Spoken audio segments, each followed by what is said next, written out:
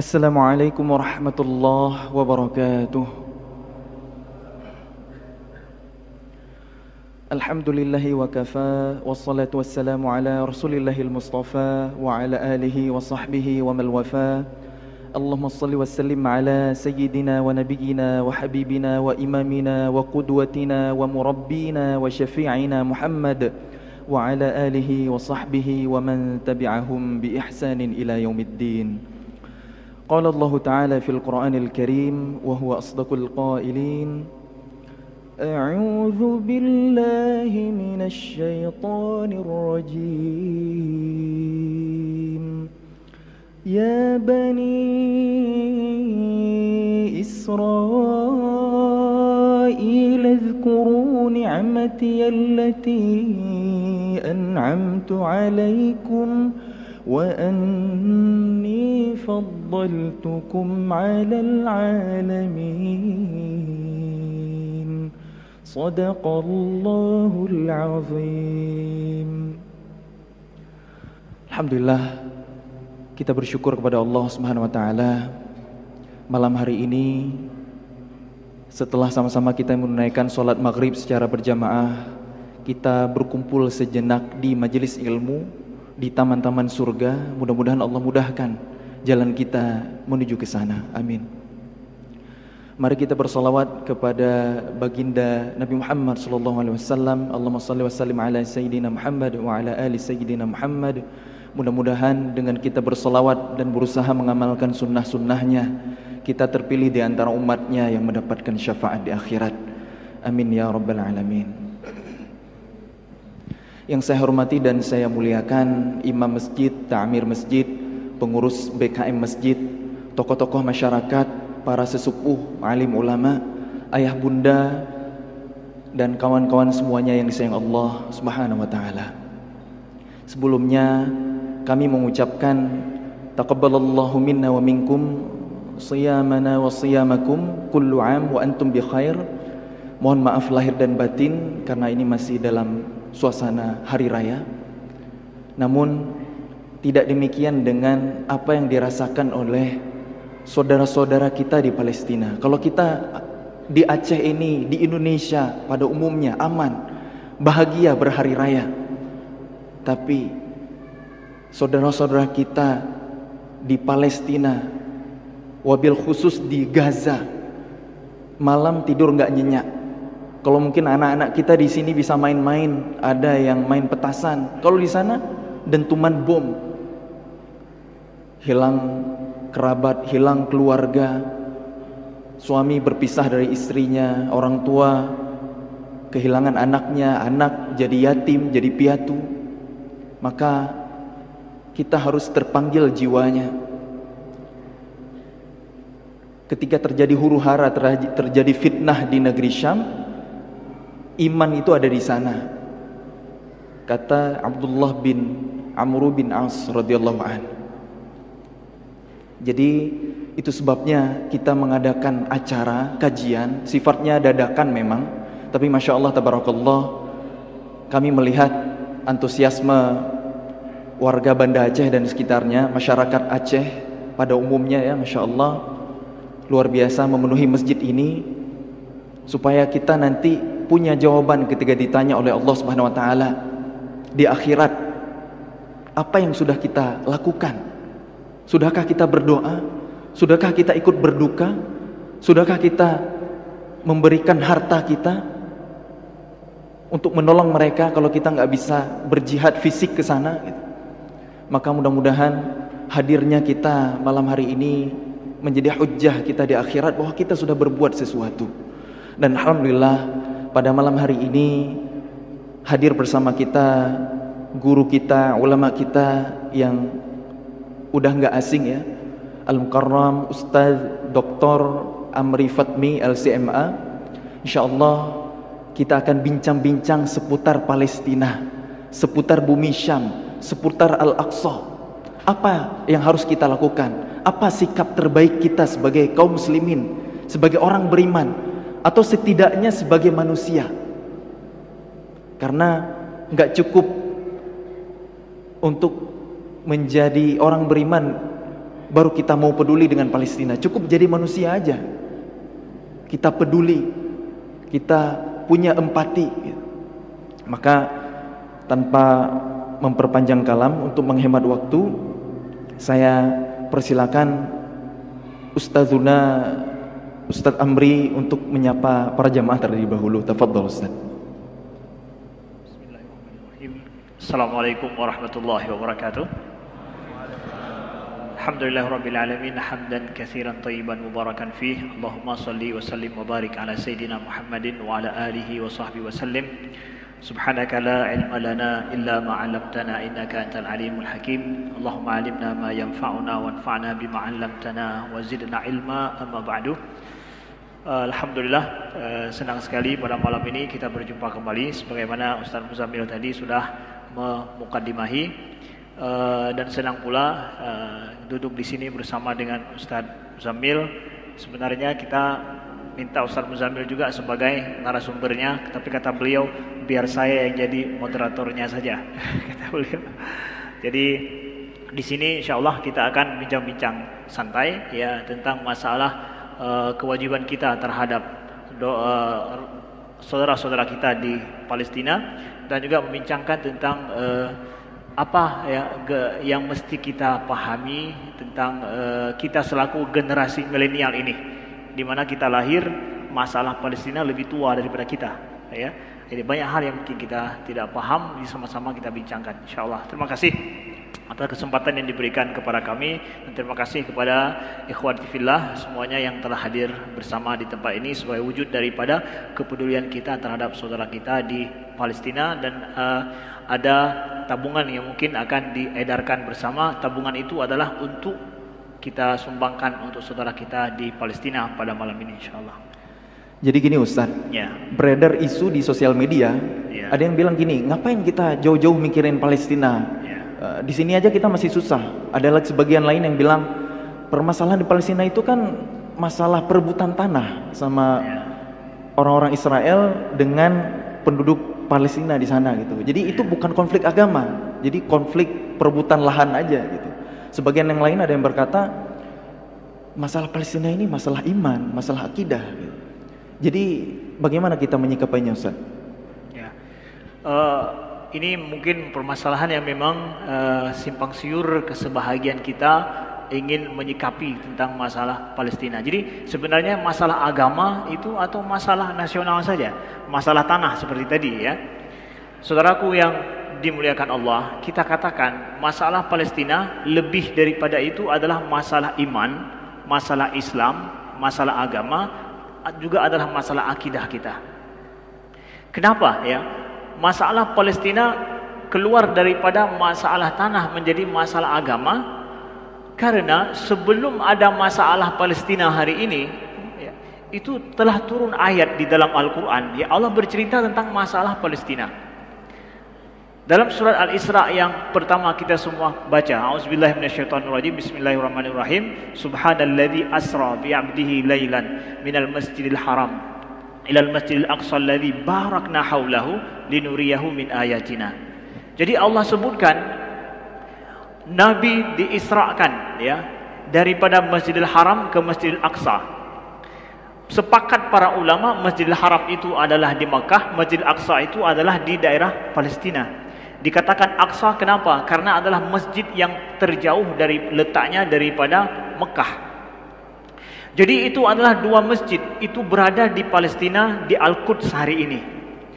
Nah, kalau kita pikir-pikir ya, kenapa enggak langsung saja Nabi Muhammad Isra Mi'raj itu ke Sidratul Muntaha dari Mekah? Kenapa harus ke Masjidil Aqsa dulu? Untuk apa? Itu punya dilalah, punya indikasi kuat bahwa ini adalah dua masjid ini tidak bisa dipisahkan. Makanya kiblat pertama umat Islam adalah ke Masjidil Aqsa, baru kemudian ke Masjidil Haram. Dan masjid kedua yang dibangun di atas muka bumi setelah Masjidil Haram adalah Masjidil Aqsa tersebut. Itu yang pertama, bahwa kitab kita, setiap suci Al-Quran menyebutkan bahwa masjid ini adalah merupakan Masjidil Aqsa ini adalah memiliki kesucian sama seperti Masjidil Haram. Sehingga Nabi katakan bahwa ada 3 masjid yang kita disuruh terus kunjungi. Masjidil Haram, Masjid Nabawi, dan juga Masjidil Aqsa. Ini dia. Jadi status 3 masjid ini itu adalah berada di dalam di dalam kesucian, dan Allah katakan diberkahi lagi. Ya, jadi barakna haulah, kami berkahi sekelilingnya. Sekeliling apa? Sekeliling Masjidil Aqsa. Sekeliling itu berarti negeri Syam juga semuanya. Nah, kita tidak dapatkan ya dalam ayat yang Allah katakan bahwa Masjidil Haram alladzi barakna haulah. Nah, sehingga apa yang menjadikan berkah ini ada di Masjidil Aqsa?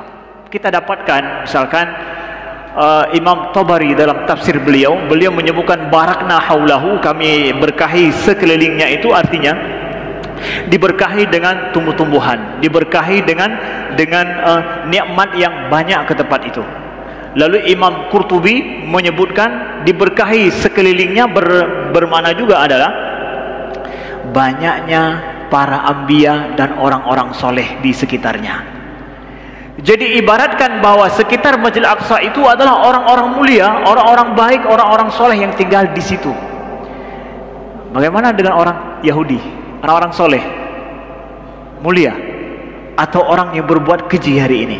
Nah, jadi ini yang pertama. Yang kedua, Al-Quds itu pertama sekali ya jatuh di dalam kekuasaan Islam kapan? Pada saat Umar bin Khattab berkuasa, Amirul Mukminin dulu ya. Panglima yang menaklukkan Al-Quds, kalau kita katakan bukan menaklukkan, membuka Al-Quds itu adalah Abu Ubaidah bin Jarrah. Ini ada kisah menarik sekali ketika Sayyidina Umar pergi ke Masjidil Aqsa untuk mengambil kunci kota Quds. Kunci kota Quds itu dipegang oleh seorang pendeta Kristen pada saat itu. Setelah dibuka Al-Quds, pendeta yang memegang kunci kota Quds itu mengatakan bahwa tidak kami berikan kunci ini kecuali kepada orang baik yang pemimpin muslim yang terbaik. Siapa? Umar bin Khattab radhiyallahu anhu. Jadi Umar bin Khattab pergi dari Madinah menuju Al-Quds menunggangi kuda bersama dengan satu orang pembantu beliau. Ketika sampai mendekati kota Quds, Abu Ubaidah bin Jarrah selaku panglima yang sudah membuka kota Quds, beliau menjemput Amirul Mukminin Umar bin Khattab yang datang berdua saja. Bayangkan, Amirul Mukminin dari Madinah datang jauh berdua saja, enggak dikawal, hanya berdua dengan pembantu beliau. Karena beliau haus, beliau pergi untuk minum. Ketika beliau pergi minum di tempat kolam yang becek, karena ada bentuk oase, beliau turun minum. Abu Ubaidah menjaga baju Umar bin Khattab jangan sampai kotor kena lumpur, karena beliau turun sendiri minum dengan tangan beliau. Kan semestinya seorang panglima, seorang Amirul Mukminin diberikan minum, apalagi pembantu kerja ngapain kalau enggak Masya Allah, cari minum gitu, memberikan minum untuk seorang Amirul Mukminin. Tapi beliau pergi minum sendiri sehingga baju beliau kotor. Karena baju beliau kotor, Abu Ubaidah bilang bahwa ya Amirul Mukminin, hati-hati dengan bajumu, jangan sampai kotor kena lumpur. Nih, lalu Amirul Mukminin bilang apa? Ini penting kita tahu di mana Islamnya Quds. Kata Amirul Mukminin Umar bin Khattab, ya Aba Ubaidah, nahnu qaumun a'azzanallahu bil Islam. Kita adalah orang yang dimuliakan Allah dengan Islam. Law ibtaghainal izzata fi ghairil Islam adzallanallah. Wahai Abu Ubaidah, kita ini diangkat derajat kita oleh Allah dengan Islam, sehingga kamu bisa menaklukkan Quds itu dengan Islam. Walib taghainal izzata fi ghairi Islam adzallanallah. Kalau seandainya kita cari kemuliaan, kebanggaan pada selain daripada Islam, maka akan kita dihinakan oleh Allah. Baju saya ini bukan bentuk daripada kemuliaan saya. Kamu enggak usah pusing-pusing pikir baju saya harus bagus. Islamlah yang menjadikan kita ini mampu untuk menakluki dan mampu untuk ini semua. Bukan dengan baju, bukan dengan ini, bukan dengan itu, bukan. Mulia kita itu dengan Islam. Maka rakyat Palestina, saudara kita di Gaza dan kita juga, ya, mereka berjuang dan mampu bertahan di sana dengan iman, dengan Islam mereka. Kalau tidak, maka mereka akan hina, akan terkocar-kacir. Nah, jadi Umar bin Khattab memberikan sebuah pesan kepada kita bahwa Al-Quds dulu berhasil dibuka. Kenapa? Allah muliakan umat Islam pada hari itu, pada saat Umar bin Khattab dengan Islam. Kalau hari ini kita bicara masalah Quds jauh daripada Islam, akan hilang Quds itu daripada kota kita, daripada kekuasaan umat Islam. Nah, mungkin begitu setidaknya harus kita pahami. Nah, jadi kenapa kita harus membela Palestina hari ini? Karena Al-Quds ada di Palestina hari ini. Ya. Dan memang bumi Syam, ya, Palestina itu selain negeri yang diberkahi, negerinya para nabi, ya, Nabi Ibrahim alaihissalam, Nabi Ismail, Nabi Ishak, Yakub, Yusuf, Lut, Daud, Saleh, Zakaria, Yahya, Isa alaihissalam, semuanya ada di bumi Syam, ada di Palestina. Iya.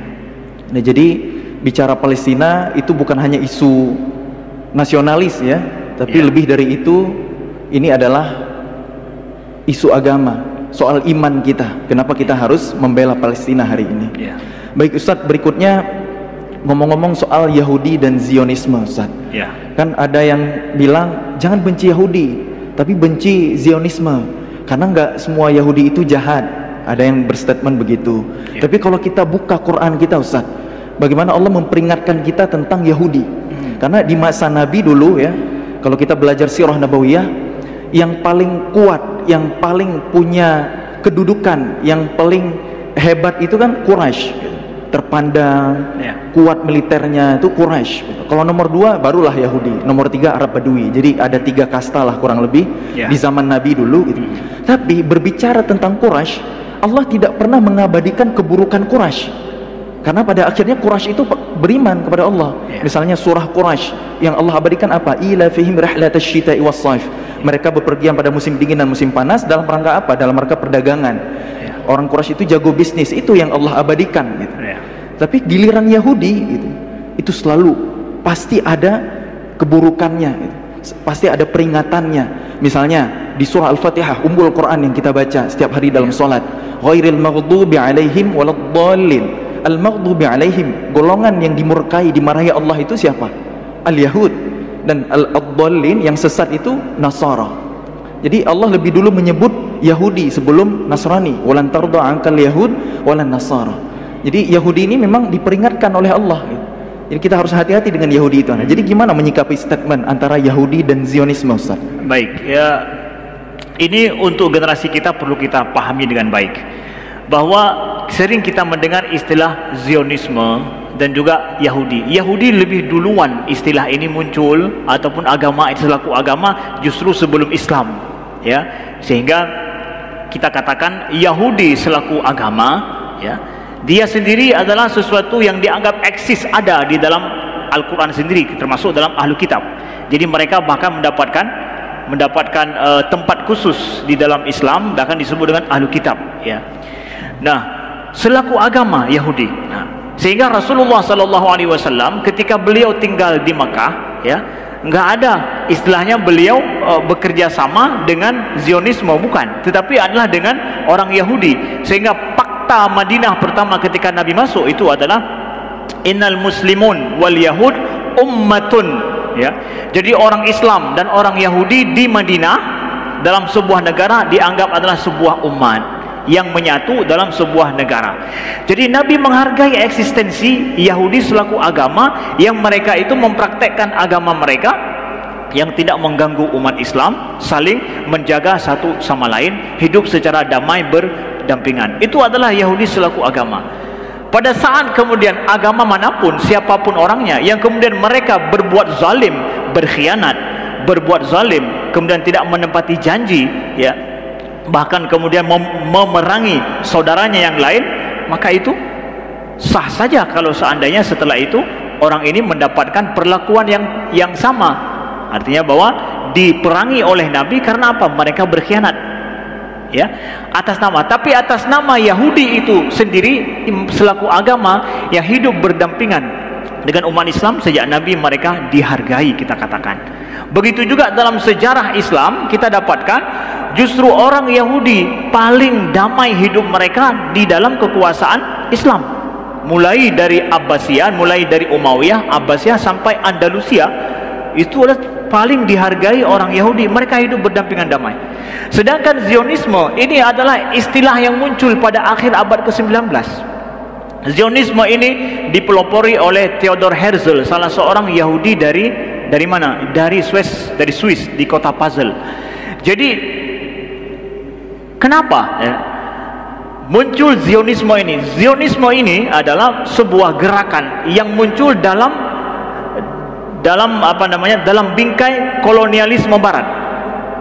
Yang maksud daripada Zionisme ini adalah bagaimana mereka menyediakan tempat khusus bagi orang Yahudi yang menjadi negara mereka, dengan upaya sehingga nantinya mereka mampu mewujudkan sebuah negara yang aman bagi mereka sendiri. Tetapi ini dimotori dan di belakangnya adalah ada gerakan kolonialisme. Kolonialisme barat lah yang menjadikan Zionisme ini berhasil mereka tinggal di Palestina. Yang pada dasarnya orang Zionisme ini, gerakan Zionisme ini bukan Palestina yang menjadi tujuan mereka. Tujuan mereka adalah menjajah negara lain. Kenapa? Karena memang pada masa akhir abad 20 dan awal abad 20 itu kan masa penjajahan. Jadi kelompok Zionisme ini, orang-orang yang mengimani dengan Zionisme ini, mereka menunggangi kolonialisme untuk menjajah bangsa lain. Mereka pernah pergi bahkan dicari tempat untuk orang Yahudi ke Afrika, di Uganda, begitu juga ke Amerika Latin, Suriname. Mereka mencoba untuk menjadikan daerah itu sebagai tempat bagi orang Yahudi. Jadi sebenarnya bukan Palestina yang langsung menjadi sasaran mereka, bukan.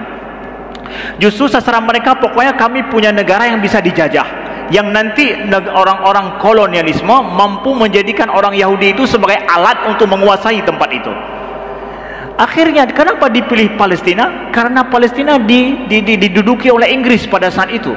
Dan Inggris memberikan, ketika orang Zionisme ini datang meminta izin supaya mereka diberikan tanah dan tinggal di Palestina, Inggris yang pada saat itu menguasai tempat itu diberi izin dengan perjanjian Balfour 1917. Karena ada izin daripada Inggris lah, makanya mereka bisa ambil tanah di Palestina. Sebenarnya bukan Palestina langsung menjadi tujuan mereka. Sudah pergi ke Afrika nggak dapat izin, kemudian ke Suriname juga mereka nggak bisa tinggal, baru akhirnya dapat izin. Jadi kolonialisme barat lah yang menjadikan Zionisme ini bercokol di Palestina.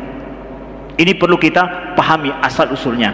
Jadi kita benci pada Zionisme karena Zionisme ini adalah gerakan kolonialisme yang menjadikan agama Yahudi sebagai cara mereka untuk bercokol di Palestina tersebut. Jadi betul-betul ini adalah ibaratkan parasit di dalam di tubuh negara, di tubuh Palestina itu sendiri, Zionisme ini. Jadi itu bedanya, kita bedakan antara Yahudi dengan Zionisme. Nah, jadi kita benci sama orang Zionisme betul. Yahudi selaku agama yang hidup berdampingan dengan umat Islam, ahlan wa sahlan. Tetapi Yahudi yang membenci umat Islam, maka kita perlakukan seperti Nabi memperlakukan Yahudi dulu.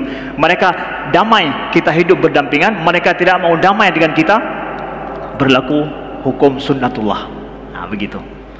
Terus kalau motif mereka ingin menguasai Al-Quds, Al-Aqsa, karena itu tanah suci bagi tiga agama, itu munculnya belakangan berarti Ustaz? Betul, itu munculnya belakangan. Kalau kita tahu ternyata Zionis bukan justru Palestina yang pertama yang mereka sasar, berarti menunjukkan ini kenapa kemudian Palestina yang mereka sasar. Ketika mereka mendapatkan izin untuk Palestina dijadikan sebagai tempat mereka, tempat negara bagi Israel, bagi orang Yahudi, dibuatlah mitos-mitos tentang bahwa Palestina itu adalah negara atau bumi yang dijanjikan Tuhan. Itu semua mitos. Kemudian mereka membuat mitos bahwa Palestina itu adalah ardun bila sya'bin li sya'bin bila ard, yaitu bumi tanpa tuan untuk tuan tanpa bumi. Artinya bahwa bumi tanpa tuan, ibaratkan Palestina itu tanah kosong, tidak ada orangnya. Itu kan mengingkari sejarah. Mana ada Palestina tidak ada orang?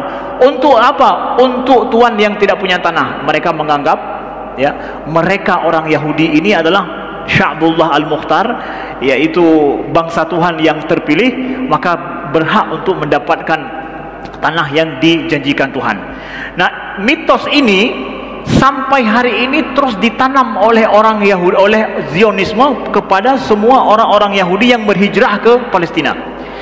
Ini ditulis oleh seorang pemikir Prancis bernama Roger Garaudy. Dia seorang pemikir Marxis, tapi kemudian masuk Islam pada tahun 1982. Dia membongkar semua mitos-mitos yang dijadikan oleh orang Zionis seakan-akan Palestina itu tanah mereka dan tanah dijanjikan Tuhan.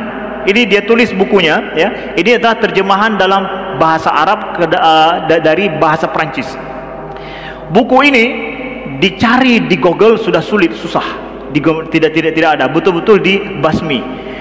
Gara-gara Roger Garaudy menulis buku ini, dia diperkarakan di Prancis ya, dengan perkara yang sangat hebat, sampai Raja Faisal harus turun tangan membayar dengan jumlah yang sangat mahal demi selesai kasusnya ya. Artinya apa? Ini adalah asatir muasasah li siyasah Israiliyah, adalah mitos-mitos pendirian negara Israel. Jadi negara Israel di Palestina didirikan di atas mitos yang dibuat oleh kelompok Zionisme, bahwa seakan itu negeri mereka, tanpa tuan, tidak ada orang, mereka lah yang berhak untuk tinggal di negeri itu. Itu semua mitos. Beliau paparkan di sini dengan dalil yang sangat konkret sekali, dan belum diterjemahkan nampaknya ke dalam bahasa Indonesia hari ini. Dan saya dapat beli dulu di Mesir ya. Setelah itu tidak dicetak lagi, tidak diizinkan untuk cetak. Kita beli di apa namanya, dalam versi bahasa Inggris atau bahasa ini sulit sekali. Betul-betul buku ini membongkar mitos-mitos daripada negara Israel, ditulis langsung oleh orang Prancis, pemikir Muslim Prancis yang masuk Islam ya. Begitu. Terus gimana dengan kondisi negara Israel hari ini, Ustaz? Apakah benar mereka negara hebat, militernya kuat, atau mereka ada konflik internal yang kita nggak tahu, Ustaz? Mungkin dari hasil penelusuran Ustaz ada informasi. Betul, ini juga masalah unik ya, bagus perlu kita tahu.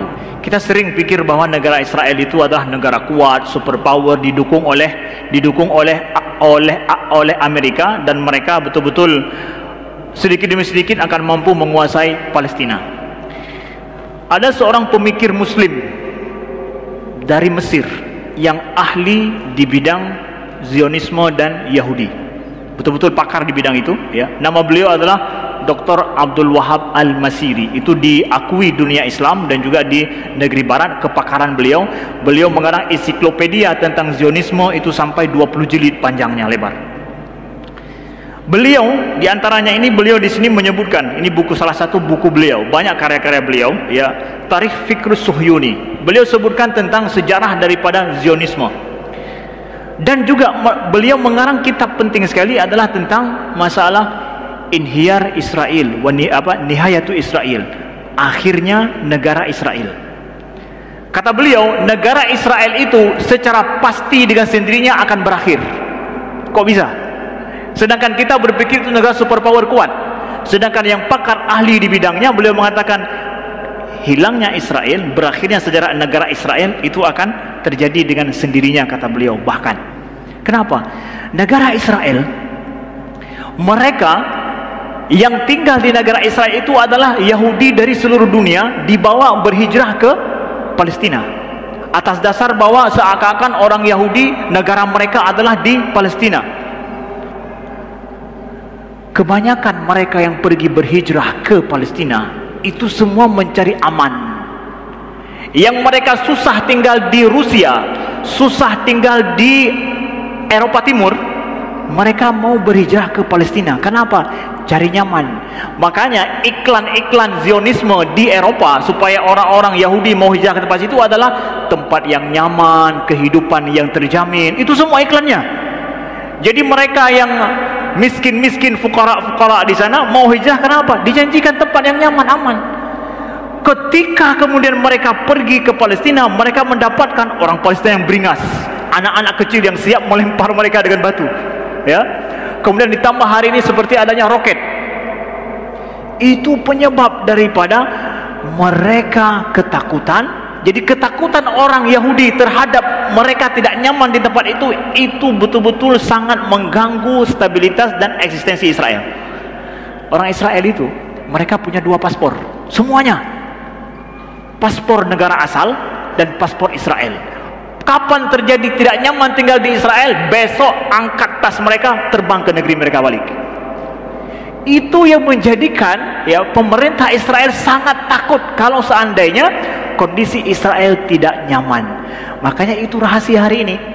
Pada saat roket Hamas mencapai Tel Aviv, hari ini mereka mulai bicara akan berakhirnya Israel. Kenapa? Tidak perlu harus mereka nembak satu-satu, nggak perlu. Kasih mereka takut, tidak nyaman di sini, kami ada di sini, siap kami. Itu sudah penyebab daripada orang Israel terbirit-birit lari. Nah ini, jadi jangan kita pikir mudah, kita pikir mereka itu kuat, tidak kuat. Mereka betul-betul negaranya itu sangat lunak sekali. Masyarakatnya itu tidak menyatu dengan tanah mereka, tidak. Yang kedua adalah kebanyakan hari ini generasi Israel hari ini itu adalah generasi sekulerisme dan generasi yang hedonis. Tidak ada, mereka sekarang mulai tidak mau ikut untuk kewajiban militer, tidak mau. Banyak mereka tidak mau ikut kewajiban militer. Mereka diwajibkan anak muda untuk ikut militer, tapi kebanyakan mereka tidak mau, menantang hari ini. Dan diizinkan untuk tidak mau ikut kewajiban militer oleh pemerintah Israel. Ini disebutkan oleh Abdul Wahab Al-Masiri. Kenapa pemerintah mengizinkan juga mereka tidak ikut? Padahal kalau namanya yang wajib harus ikut. Tapi kalau nggak mau ikut, kok diizinkan? Karena kebanyakan yang dipaksa ikut militer sakit jiwa setelah itu. Lihat, lemah mentalnya, Ustaz. Lemah sekali mentalnya. Maka kenapa kita lihat di video-video itu anak kecil saja berani lempar, kemudian mereka walaupun pakai senjata kok berani melawan. Mental mereka dari dasar memang lemah. Mereka dipaksa untuk wajib militer. Karena mereka pergi ke Israel untuk cari aman. Ngapain sulit-sulit susah? Kita di Aceh nggak diwajibkan militer, nyaman sekali. Coba diwajibkan militer, lari kita. Jadi jangankan warga sipil Israel, tentaranya aja ketakutan. Padahal mereka punya ini. Betul. Secara mental jiwa mereka lemah, rapuh sekali. Jadi kita jangan berpikir Israel itu sudah hebat. Enggak.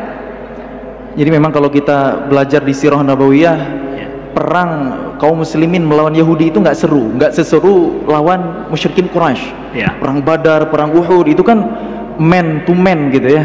Laki ketemu laki gitu, langsung gulat gitu. Tapi kalau perang sama orang Yahudi, mereka sembunyi di balik benteng, mereka ngumpet manah gitu ya, terus bikin makar, tipu daya. Ya itulah karakternya orang-orang Yahudi dari dulu, dan hari ini mungkin ke Zionis ya.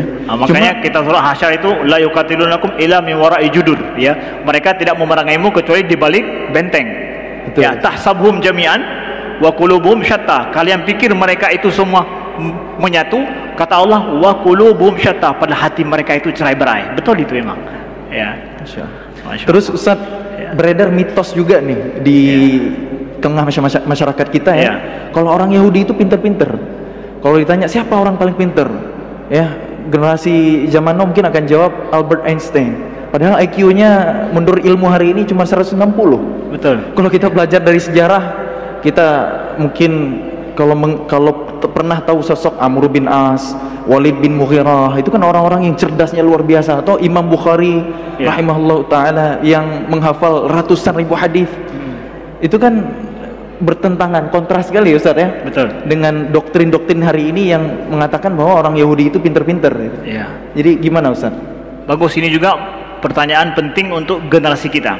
Salah satu mitos yang kita menganggap itu adalah benar, orang Yahudi itu jenius, pinter.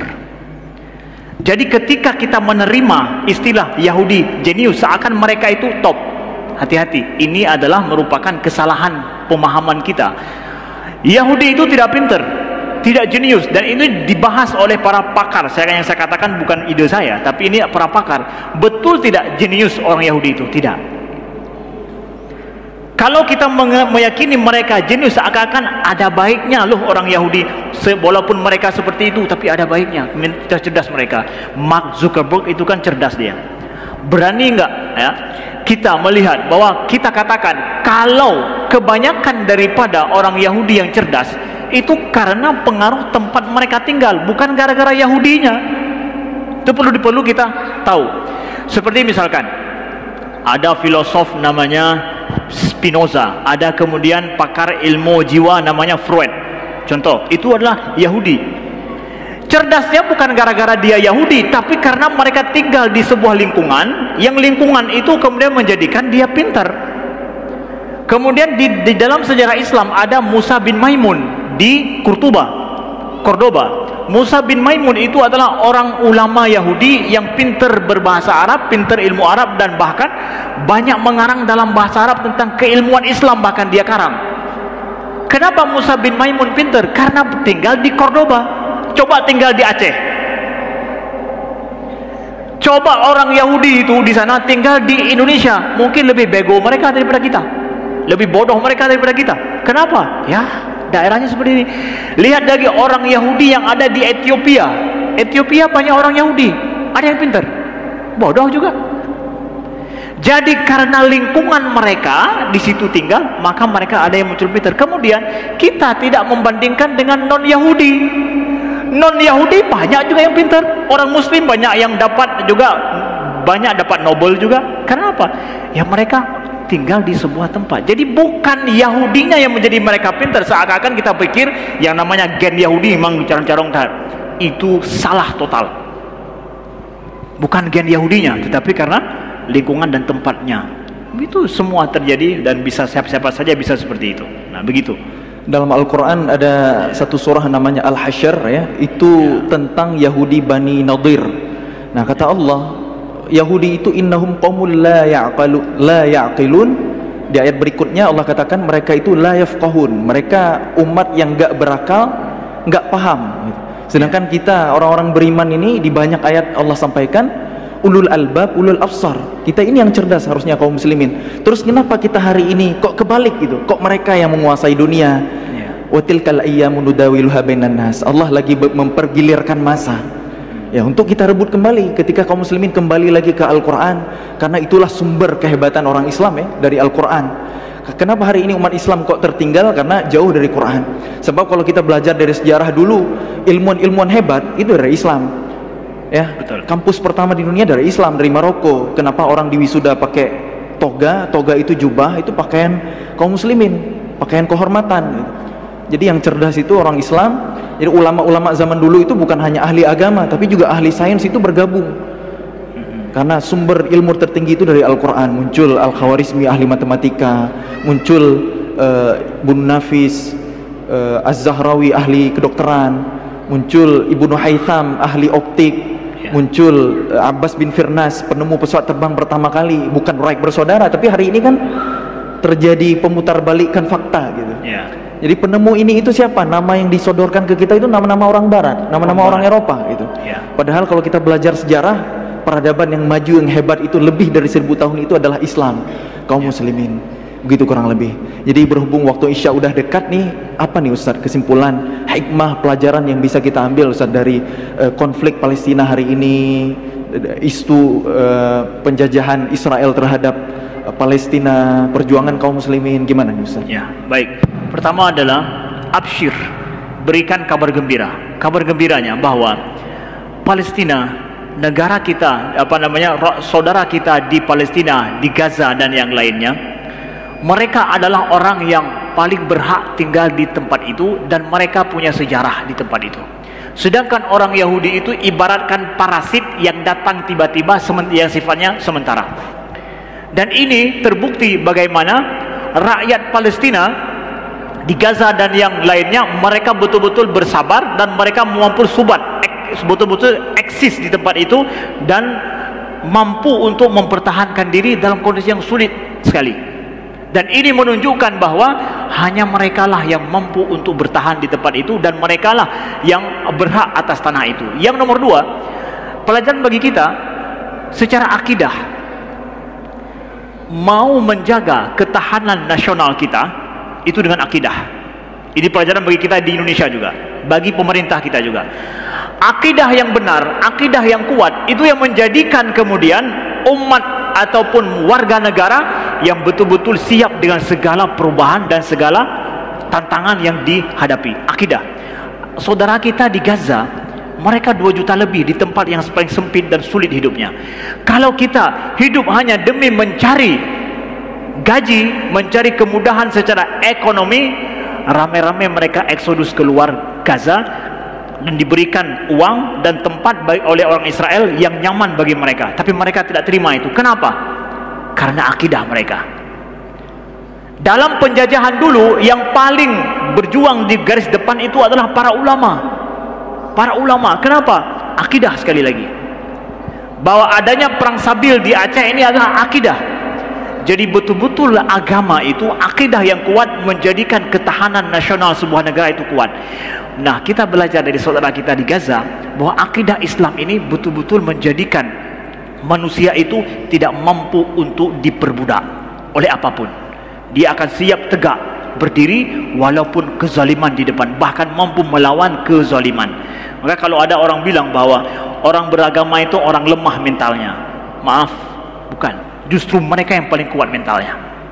Itu terbukti dalam sejarah bahwa agama ini dibawa oleh orang-orang yang kuat dan mampu melahirkan kekuatan besar di depan, bahkan kekuatan militer sekalipun. Ini kita belajar dari saudara kita di Gaza. Dan akhir daripada ini, kalau saudara kita di Gaza, di Palestina tidak hilang semangatnya dalam melawan Israel, melawan kekuatan kolonialisme ya, Israel dan Zionis di tempat mereka, jangan sampai kita merasa bahwa Israel itu adalah kekuatan besar dan kita merasa pesimis akan kemenangan saudara kita di Palestina.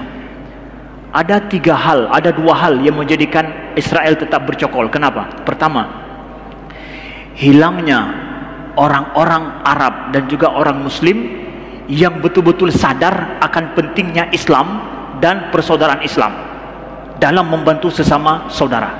Itu penyebab Israel tetap ada. Yang kedua adalah karena ada spot daripada negara barat terhadap Israel. Ketika umat Islam bersatu padu membantu saudaranya, Israel itu akan hilang. Maka janganlah orang Aqsa saja, orang di Maqdis, orang di Gaza saja, mereka tidak hilang semangatnya. Bagaimana dengan kita yang jauh daripada, mesti kita lebih semangat daripada mereka.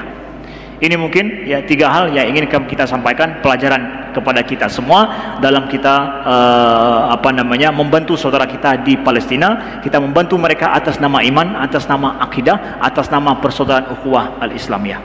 Sekian mungkin. Jazakumullah khairan katsira Ustaz Amri atas ilmunya, insyaallah sangat bermanfaat buat kita semua. Teman-teman, ayah bunda semuanya yang disayang oleh Allah Subhanahu wa taala, sebelum azan Isya berkumandang, ada tim dari aksi cepat tanggap yang berkeliling ya. Silakan keluarkan infak terbaiknya, jangan ragu untuk bersedekah ya. Was-shadaqatu burhan, sedekah itu adalah bukti keimanan seseorang. Kenapa Abu Bakar gelarnya As-Siddiq, itu orang yang paling benar imannya. Sedekah itu artinya benar.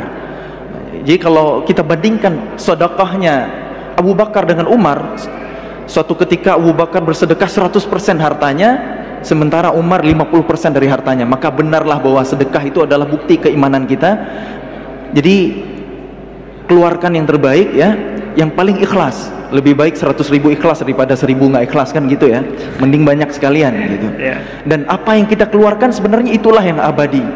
Infak itu kan berasal dari kata nafaqah, artinya terowongan. Kita masukin ke dalam kenceleng. Nah, kita masukin ke dalam terowongan harta kita yang akan kita nikmati nanti di akhirat. Wa aqridullaha qardan hasanah. Pinjami aku, kata Allah, dengan pinjaman yang baik. Ya, pinjaman itu pasti kembali. Dan kenapa Allah minta pinjaman rizki yang sudah diberikan kepada kita? Karena menurut tafsir dari Syekh Mutawalli Asy-Sya'rawi, karena ada hamba-hambaku yang lain yang membutuhkan, yang ada dalam tanggunganku rizkinya, maka pinjami dulu, nanti pasti akan aku kembalikan. Jadi ibarat kita invest. Kita investasi hari ini, pilih-pilih kan bisnis mana yang paling menguntungkan, balik hasil, balik modal yang paling menjanjikan. Ini bayangin, kita investasi dengan pemilik langit dan bumi. dan bagi hasilnya nanti langsung di akhirat, dan Allah mengembalikan pasti jauh lebih baik. Amin. Jadi jangan pernah khawatir untuk berinfak, karena sebenarnya kita hanya memindahkan rekening dunia kita untuk akhirat kita. Amin. Insyaallah. Wallahu a'lam bishawab. Barakallahu fikum. Mari kita lanjutkan dengan solat Isya berjamaah. Lebih dan kurang kami mohon maaf. Subhanakallahumma wa bihamdika asyhadu an la ilaha illa ant astaghfiruka wa atubu ilaik. Wassalamualaikum warahmatullahi wabarakatuh. Waalaikumsalam warahmatullahi